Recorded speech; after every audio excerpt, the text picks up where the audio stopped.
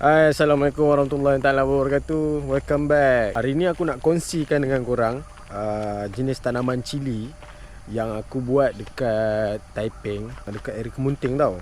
Aku dah lama dah, ni dah masuk season kedua. Sebab season pertama aku tak sempat nak buat video.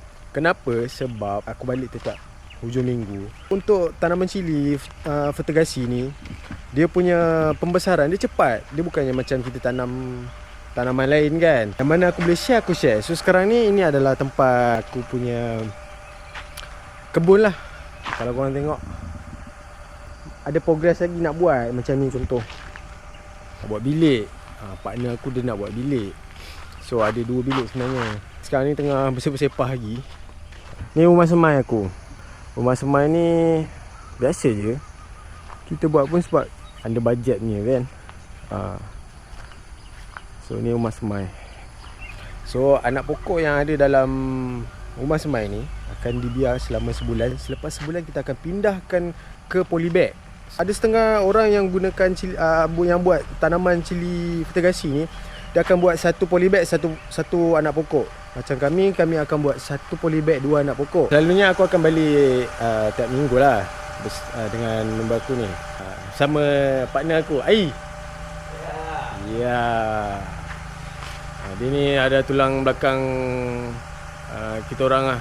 Okay. So pagi ni kita ada jadual. Dia akan buat jadual kepada staff tuan-tuan. Ada seorang staff yang akan buat kerja mengikut jadual yang akan Ai sediakan.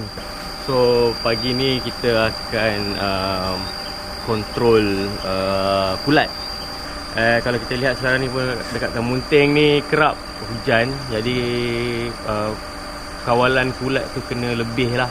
So hari ni kita akan pakai Mancozeb. Mancozeb ni racun kulat biasa. So kita guna dia untuk preventif, perlindungan. Jadi kalau ada serangan kulat yang pandemik, yang dah jadi wabak, dan kita akan pakai racun yang lebih kuat, sistemik, dan bertindak sebagai pemulihan lah. Macam Toxin ke Arimo, ataupun Nativo. Jadi sekarang ni kita hanya untuk kontrol secara berjadual sahajalah untuk hari ni. So Mancozeb kita akan kombokan dia lah. Kita akan combo dia dengan funguran copper hydroxide. Copper hydroxide ni metalik, so dia agak boleh menyebabkan toksik kalau dia terlebih pakai. Jadi kita kurangkan penggunaan funguran. Kita akan lebihkan penggunaan Mancozeb ni pun untuk jadual berkala sajalah. Dan kita akan selang-seli dengan racun kulat yang berlainan bahan aktif. Dia macam boleh katakan overdose lah. Dia metal hydroxide ni sebab dia boleh toksik. Dia boleh menyebabkan toksik pada kokopit, dan dia boleh mengganggu properti kokopit lah. So kita kurangkan guna funguran, tapi kita akan gunakan benda-benda lain lagi lah sebagai combo. Contoh bila pokok dah mula berbuah, kita akan kontrol populasi anthracnose. So teknik dia dengan menggunakan racun kulat seperti Toxin yang ada properti untuk menghalang pembiakan ataupun apa ni kita panggil tu penyebaran kulat anthracnose. So untuk mengelakkan daripada buah cili kita ada cap jari lah. Cap jari tu dia punya signature. So basically sistem vertigasi ni, vertigasi adalah datang daripada 2 istilah, iaitu fertilizer dan irrigation. So fungsi sistem ni actually just untuk nak irrigate ataupun kita nak alirkan baja tu ataupun air kepada pokok.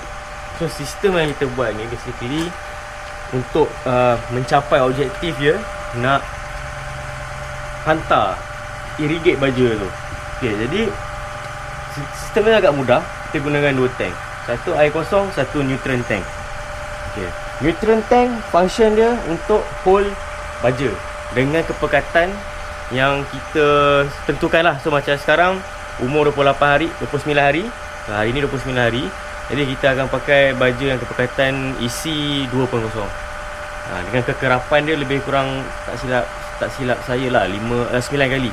So 9 kali tu dia ada beberapa minit lah yang kita kena apa tu buat. Okay. Then sistem ni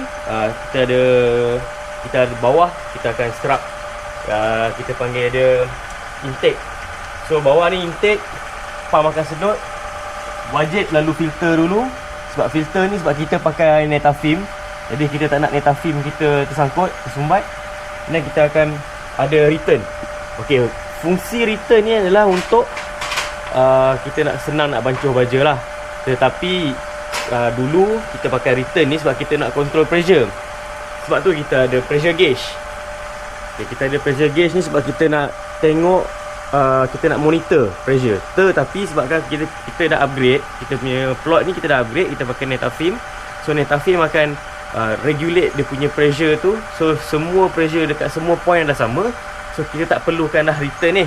So bila kita punya sistem tengah running, kita akan tutup return ni full. Dan kita akan biar kita punya intake full juga.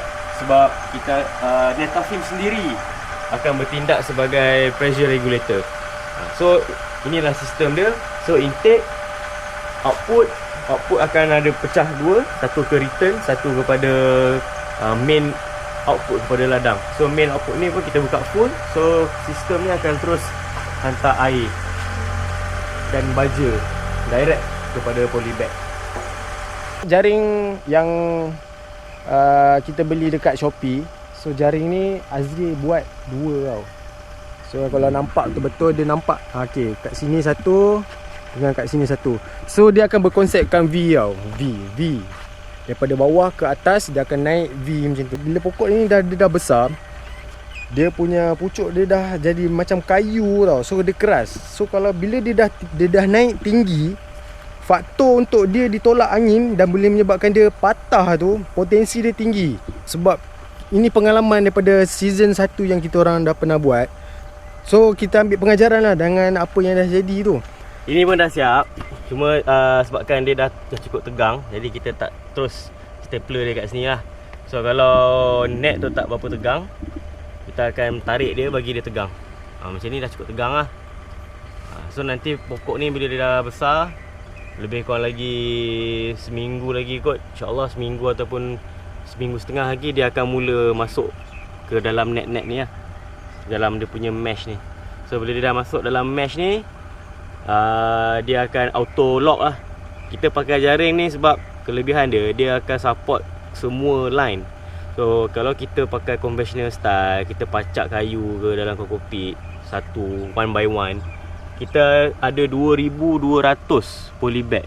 So bayangkan kita nak buat 2,200 punya support kalau one by one. Itu kalau kita buat 2,200. Kalau kita buat 4,000, 5,000, so kita akan banyak habis masa dan tenaga kat situ. Jadi kita kena play the game smart. So that's why kita decided untuk pilih ni. Ni pun sebenarnya ada teknik yang daripada kita belajar lah, daripada Sifu kita sendiri. So terima kasih lah kepada Sifu kita sebab ajar teknik support yang orang kata apa, mudah dan agak praktikal lah. Okay, ni salah satu serangan kulat. Okay, so kulat ni, serangan ni kita panggil dia sebagai hawa pucuk. Okay, kenapa kita panggil dia hawa pucuk? Sebab sebenarnya dia akan attack banyak dekat pucuk. So pucuk kalau kita tengok, pokok kita ni kecil.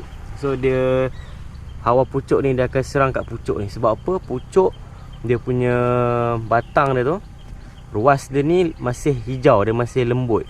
Okay, kalau kita tengok kat bawah, batang dia ni, dia dah mula keras kayu. Dia dah mula jadi kayu. Sebab umur ni pun baru lagi dalam 69 hari. So dia tak fully jadi coklat lah, dia belum fully kayu. Tapi kayu ni dia dah resistant dengan kulat. So dia akan attack yang belah atas. Alright, so kita tengok pokok sihat Alhamdulillah. Okay, tapi cuba kita tengok apa masalah dengan ni. Kena serangan hawa pucuk. Tapi sebenarnya kita dah potong ni. So ni ada, dia belum kering penuh lagi. So sekarang ni kita dah pakai racun yang bertindak sebagai penyembuhan, curative. So dia boleh sembuhkan pokok. So kalau kita tengok serangan kulat ni tak ada masalah. Kalau kita kena, kita buang masalah pokok yang terkena tu dan dia boleh grow lagi. So kulat tak ada masalah, serangan serangga pun tak ada masalah. Cuma yang ada 3 jahanam yang kita kena jaga, trips, aphid dan whitefly. So 3 ni dia akan dia bawa virus. Dia ni vektor kepada virus lah. Yang biasa kita kena ni chili mosaic virus lah, CMCV. if I'm not mistaken. Okay, so kalau kita tengok kat sini, pokok ni biasanya kita akan buang daun semua daripada ni cabang Y yang pertama. Biasanya bawah ni kita akan buang semua. Kalau kita tengok daun sebenarnya tak ada, tapi sebabkan kita ada tunas Pokok ni air. perform tu. Pokok ni kira perform lah. So tunas air dia perform. So kalau tengok ni ada 3. Kita ada 4 sebenarnya. Tapi ni kurang perform, tapi nampak gaya macam okey, so kita biar. So yang ni 2 ni sangat-sangat perform. 2 tunas air ni. Yang ni pun perform juga. So macam mana kita nak tahu dia perform ke tak? Kita tengok dia punya size. Yang kita tengok dia punya Y pertama untuk tunas air tu. Tengok ni dah ada bunga. So kita biar. Sama juga dengan ni, dah ada bunga. So kita biar. Okay, ni pun tengok dah ada Y1, Y2, Y3 pun dah mula putik. So kita akan biar. Okay, so kenapa kita biar? Tunas air boleh membantu dalam mengeluarkan lebih banyak hasil. So kalau bunga-bunga ni melekat, musim tengkujuh, bunga melekat, cantik. Itu memang terbaik.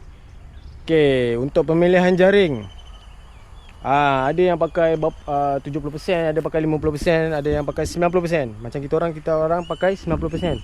Jaring ni fungsi dia ada beberapa lah. Okay, yang pertama, kita boleh kontrol, bukan boleh kontrol lah, kita boleh reduce angin. So dekat kawasan Kemunting ni, bila hujan dia ribut. Dia taklah selalu ribut, tapi bila datang ribut dia menggila lah. Okay, jadi fungsi jaring hitam ni untuk nak mengurangkan sikit dia punya kesan ribut tu, angin tu. And then dalam masa yang sama kat kita ada buat discussion. So kami dapat nasihat daripada satu agronomis, dia di Cameron Highland lah. So dia suggest untuk buat separation. Sebab actually di luar plot ni ada hutan, ada semak. Kalau tengok ada pokok durian apa kan. So sebenarnya keliling ni dia banyak semak lah. So semak ni dia jadi punca daripada serangga dan kulat lah. Dan serangga dia akan datang. Kita guna ni untuk mengurangkan.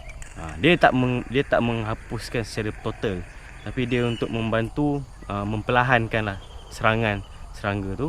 Dan bila cakap pasal angin, kulat adalah airborne. So kulat ni dia daripada angin lah.